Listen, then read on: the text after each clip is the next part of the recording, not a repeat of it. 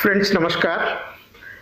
At the very outset, I would like to invite all of the viewers of this Charcha Chaitanya YouTube channel to this very meaningful discussion on history, biography, and society.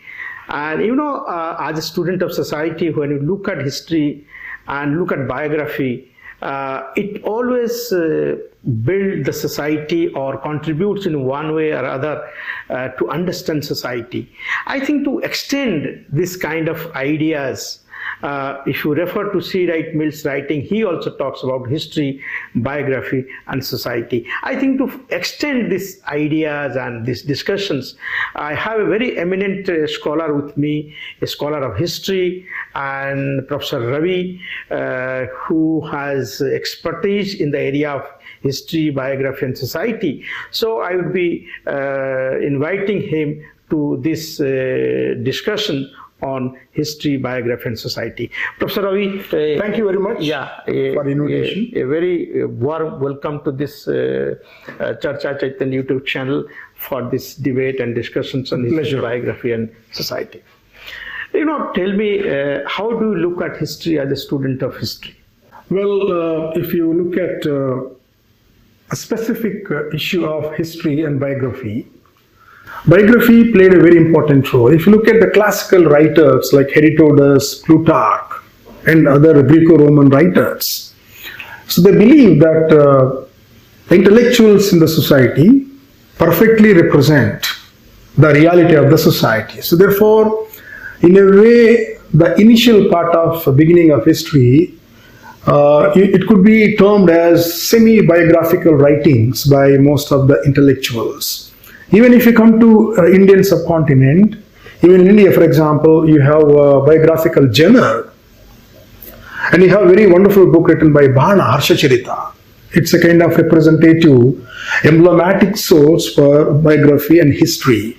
So therefore, what I'm saying here, before the modern period, history as a biography could also be seen in most of the parts of the world, and most of the scholars, they do believe in that biography is an important medium of capturing history, because they believe very strongly intellectuals are perfectly capable of capturing the social reality.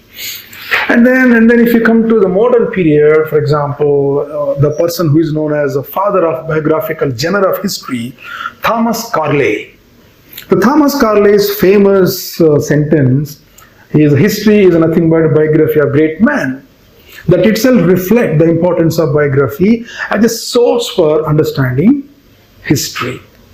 And then if you come to the Indian context, for example, right from colonial period onwards, a biography played a very important role as a form of history which connects with the people. I'll give you two examples. Example number one comes from Mahatma Gandhi. Mahatma Gandhi, I think phenomenal biographical writings could be seen on Mahatma Gandhi. In fact, I have written a small piece on that. Roughly, I estimated that in around 6,000 biographical writings have been written on Mahatma Gandhi, which itself shows a kind of popularity of biography as a form of history. Particularly his autobiography, My Experiment with the Truth, I think it is almost like a book of everybody in Indian subcontinent. In fact, that has shaped the characters, the attitudes of the people in Indian subcontinent to a significant extent.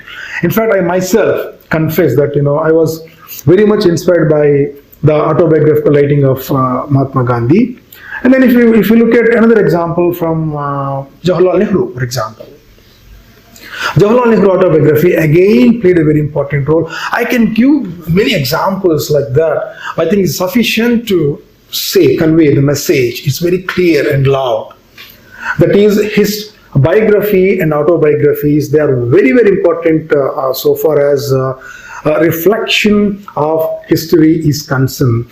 And then recently, of late, if you look at semi-autobiographical writing by Dr. B.R. Ambedkar, Waiting for Visa. Now that became very popular, not only in India, but global level. And then the semi-autobiographical writing of Ambedkar, Waiting for Visa, reflects the social history. of many, many aspects. Like it reflects upon how untouchability prevented people from having access to water. It reflects upon how people are denied educational opportunity, and so on and so forth.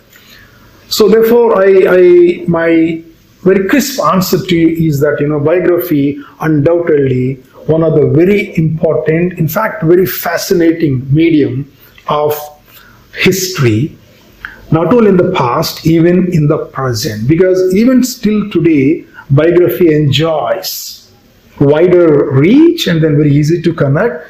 That's where history becomes very popular connecting medium to the larger audience. But I could see that biography is an individual aspect of any particular leader or any particular person who has social standing. How does it contribute to the history as well as the social structure to understand the nuances of society by linking again history, biography, and society? Very complicated question. Let me answer it in a very simple way. I think there are two ways with which the reflective characteristics of biography is to be understood. And if you look at the Marxian framework rejects autobiography as our biography as an authentic source for history, because Marxian framework looks at biography as a bourgeoisie form of reflecting reality. Therefore, most of the Marxian framework somehow not very comfortable with the biographical writings as a source of understanding history, understanding society. Okay, but then there is another way. For example, if you look at the Frankfurt Critical School theorist, Martin Heidegger writes a wonderful path-breaking book. I'm talking about initial phase of Heidegger. Later on, he went to Nazi. That's a different story. The book by Heidegger is Time and Being. The Time and Being is a classical work which tells us about how an individual is capable of representing not only reality but also historical aspects. The Heidegger believes that any individual who writes about autobiography cannot afford to be disassociate himself or herself from the where somebody is positioned. Therefore, Heidegger comes to very, very specific theory. It's called theory of representation. So if you believe in Heidegger theory of representation, it tells us intellectual is perfectly capable of representing the wider social and historical reality. Therefore, we have two contrasting models. One is a Marxian model which rejects biography. The other model is a Heideggerian model of biography. I think we are contemporary world, we are following most Heideggerian model of biography, where biographies are seen with a sympathy. Biographies are seen as a credible source of knowing about the past. Of course, it has its own subjective manifestations, but at the same time, what I do believe in that, even the subjective representation should always be done with objective reality. Therefore, biographies may not represent very accurate objectivity, but then within the subjectivity, I think biographies are more credible, even though they are subject to emotions. But I believe in the Gramscian notion of intellectuals. Even though you're deviating from classical Marxism, Gramsci believes that organic intellectuals are perfectly capable of representing not only social reality but also very accurate historical reality. Therefore, in that sense, I think I myself personally very sympathetic towards autobiographical writings as a credible and very important source for understanding history and historical incidents. Especially, I would like to conclude by saying that subaltern intellectuals, if you want to know about subaltern history, because conventional archives do not reflect upon the sources. Therefore, biography and autobiography becomes a very important, very valuable source for understanding history of marginalized community. So therefore, in that sense, I do believe in the fact that biographies are very credible source for knowing about history. Yeah, that's very good, Ravi. But you also talked about subaltern perspective to understand marginalized community, and that subaltern perspective is partly or largely connected with biography and biographical reflections. So, how do you conceptualize subaltern history?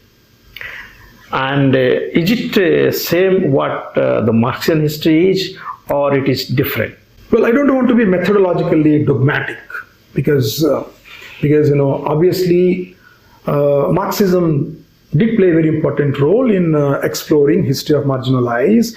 You have a social Marxist coming from British social Marxist school like E.P. Thompson, and then many other people. And then recently you have subaltern studies. Subaltern studies, to some extent, an extended version of a British Marxist school.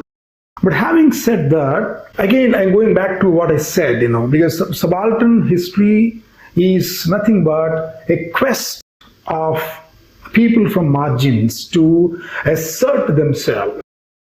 Because people from margins, they want to have such a history which not only make them more respectable, but at the same time give them some utopia in a Karl Benham sense, because Dalit and women gender history, Dalit histories, and Adivasi histories, and other even black histories, for example, they want to have respectable representation for themselves.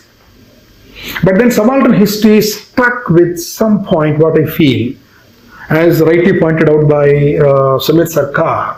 Even though it started with a very ambitious claim that it represents the voice of marginalized, but somehow it failed to do so, at least in the Indian context, because subalterns speak in the language of elite.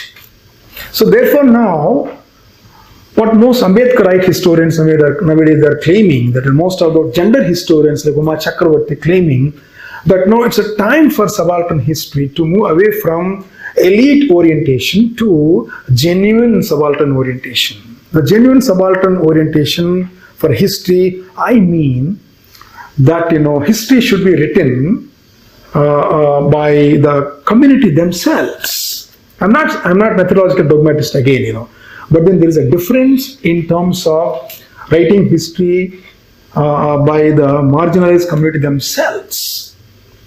Therefore, the more scholars from these communities get into the academics, the more scholars began to write about histories of their communities. I think that is one way to bring about genuine subaltern framework of history.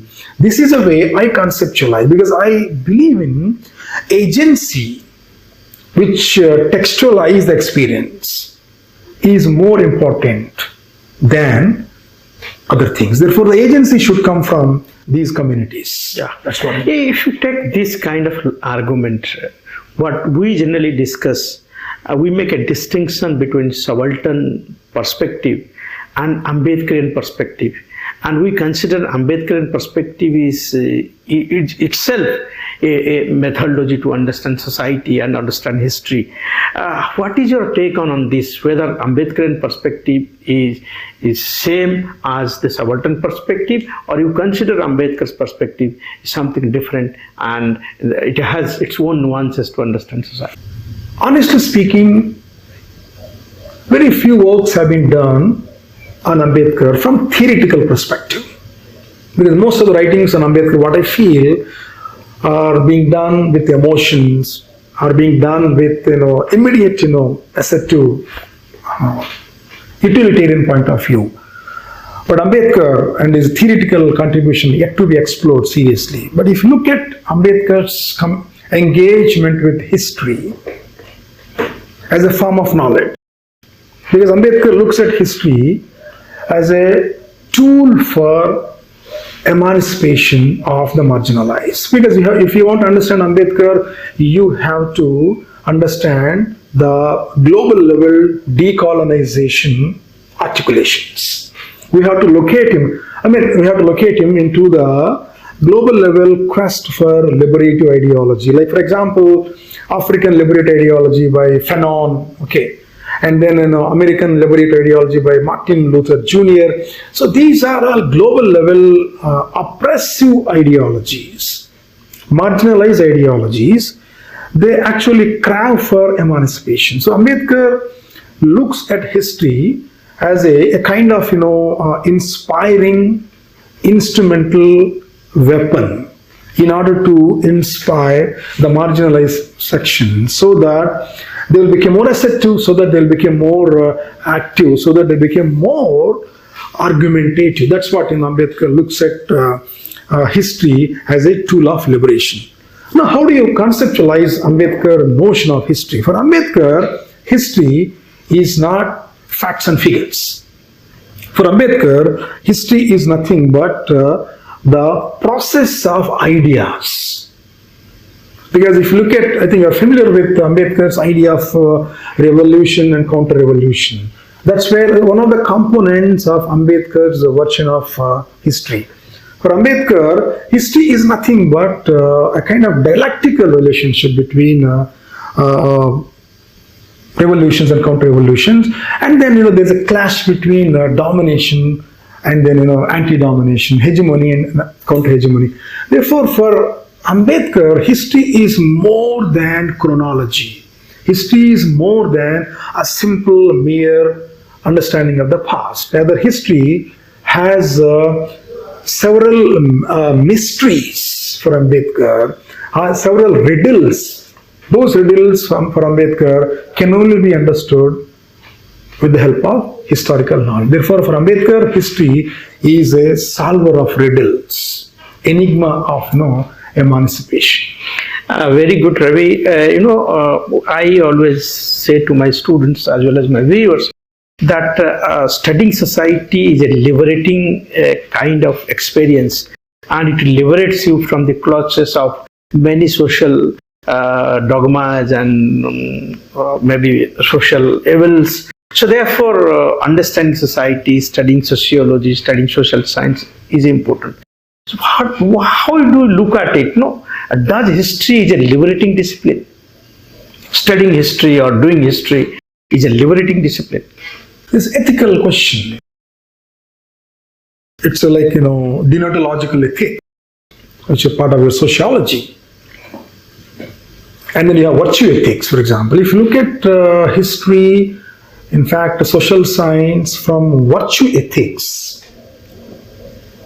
I think losing the relevance of humanities and social sciences in the contemporary world is one of the very credible indicator of losing liberative discourse.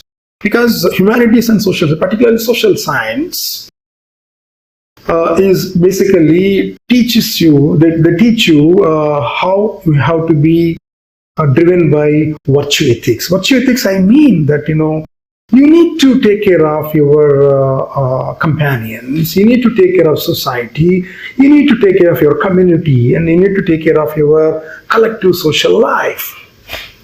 So the healthy collective social life is only possible when you are able to produce healthy individual. The production of healthy individual is the central point of social sciences.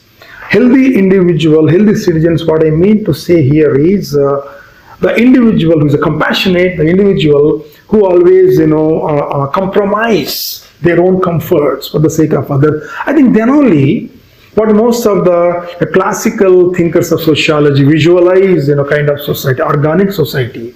That's only possible when you focus on the phenomenological aspects of individual. Now that phenomenological aspects of individual can only be crafted by interventions from social science, interventions from proper historical construction. Therefore, I think in the contemporary society, I think nations should restart investing more and more resources on social science and humanities, because that's where actually our future lies. Talked about organic intellectuals, and by referring to Gramsci, How does this concept of organic linkages with different aspects of history or different aspects of biography are linked to understand the social structure, social realities, or the social happenings? The role of organic intellectuals in understanding social structure or social behavior. Well, Gramsci has formulated this theory of intellectuals. I think in the present notebooks, they were available to the public maybe from 1970s onwards, especially in India. They were translated into English and they available in 1980s onwards. I think incidentally, that is a period where most of the world started moving away from the conventional capitalism to neoliberal forms of capitalism. Now, neoliberal form of capitalism always emphasize on inclusivity, because without inclusivity, without certain level of including marginalized communities, you cannot be able to create a vibrant consumer society. So therefore, creation of vibrant consumer society not necessarily a negative shade.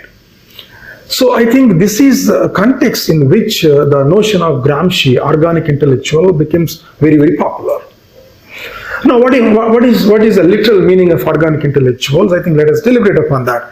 I think the original meaning of Gramsci, when he refers to organic intellectuals, a class of thinkers that began to sprout from the communities which were denied their share in knowledge production. Because by and large, what Gramsci believes, society is interpreted by the intellectuals who had access to educational apparatus, who want to perpetuate domination because of their class interest. Now, when marginalized communities began to have access to education, began to have same access apparatus of knowledge, now some intellectuals began to reflect about society, about history, about economy, not from the accepted conventional frames, rather the framework they inherited from their culture. This is, I believe, a kind of organic intellectual production of the knowledge. I think for Gramsci, this is very important because this is a kind of, democratization of epistemology is really possible. Again, this is a very difficult concept what you use, the democratization of epistemology. No, epistemology is the source of knowledge. To understand knowledge in a scientific manner, I think that is called epistemology. But when you talk about democratic epistemology, it requires little elaborations to make my viewers understand what we mean by democratic epistemology. Yeah, I think what I mean, in fact, the phrase I used, democratization of epistemology.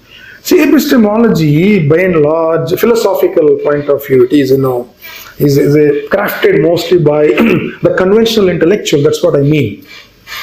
But then, what I mean, the epistemology, which means the production of the knowledge, the parameters, should have wider social base.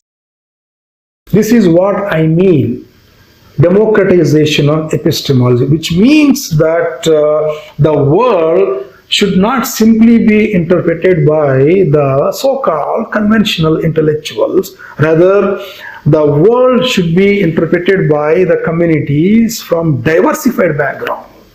Okay, that's what Eric Hobsbawm writes about, how cobblers in industrial Britain produces their own epistemology.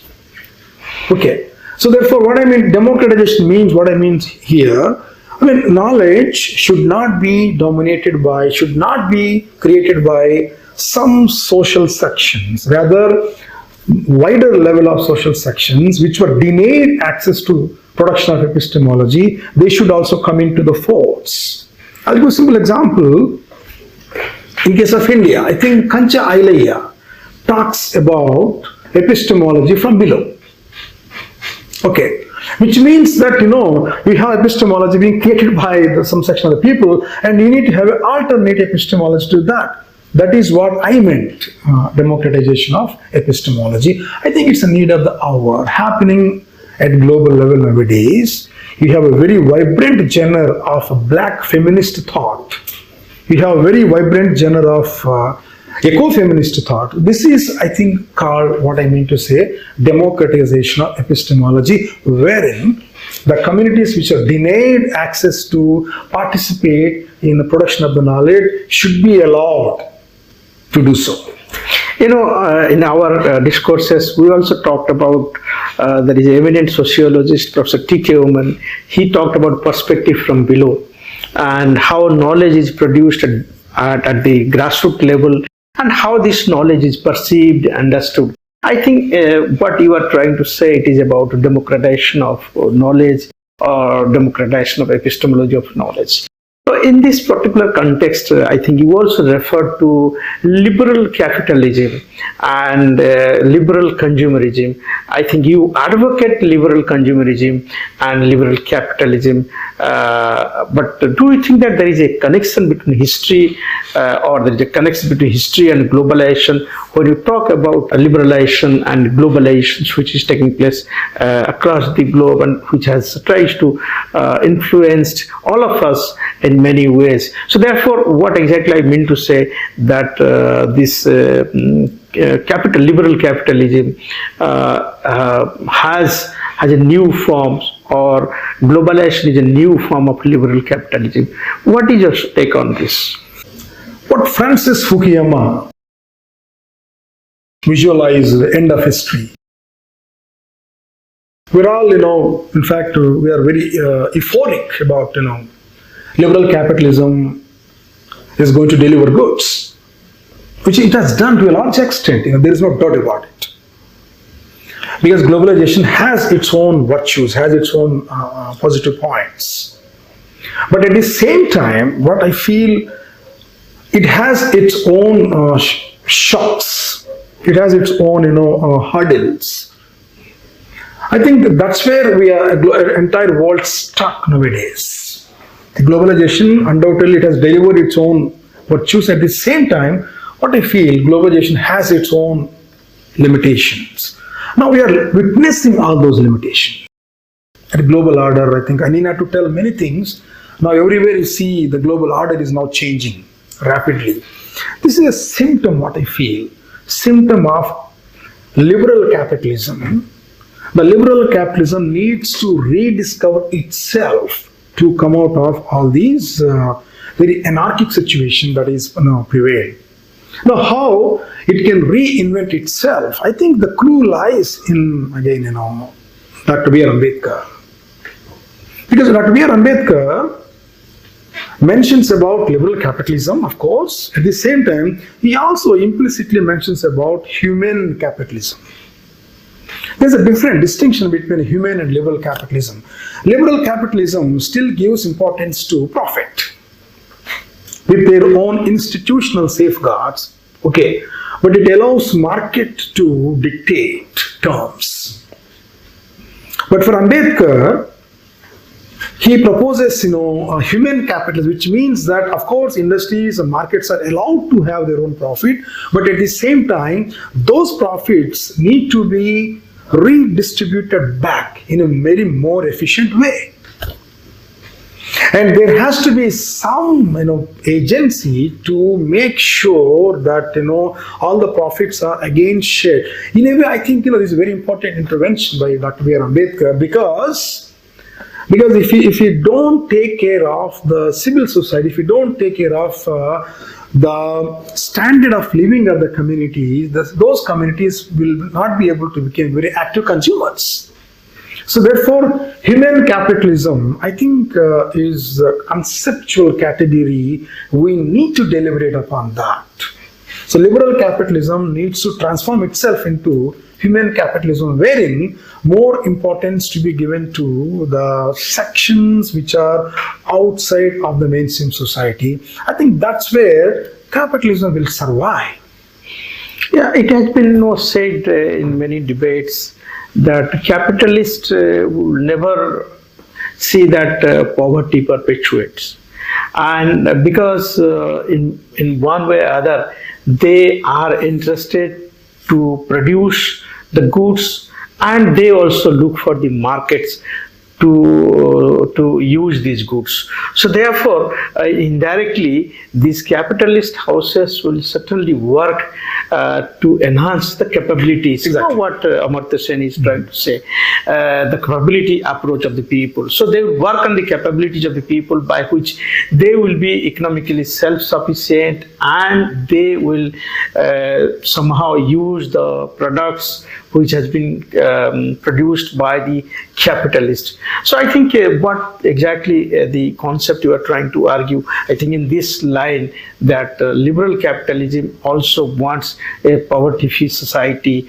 and a society where people should be capable of buying things, and that will lead towards a better living standard and lifestyle of the people. Is it the approach? Of course, that's what, the whole problem lies there. As you said rightly, entitlement approach, Amartya Sen, and then right-based approach. Of course, I think we are at a very crucial crossroads. Having implemented all those, models for about more than 30, 40 years, but still, there are a lot of reports suggesting that, and there are a lot of income inequalities are, coming up across the globe.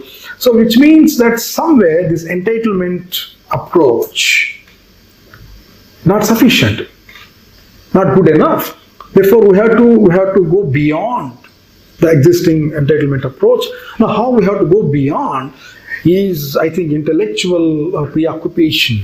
We have to devise ways in which, that's where we go back to the point, that's where the social science is very, very important. That's where you have to transcuss the existing categories, and then thereby you have to make the present liberal capitalism, present globalization more and more humane, so that it's not that we are simply creating viable consumers. We have to create more than consumers, thereby somewhere we have to create a social stability, economic stability.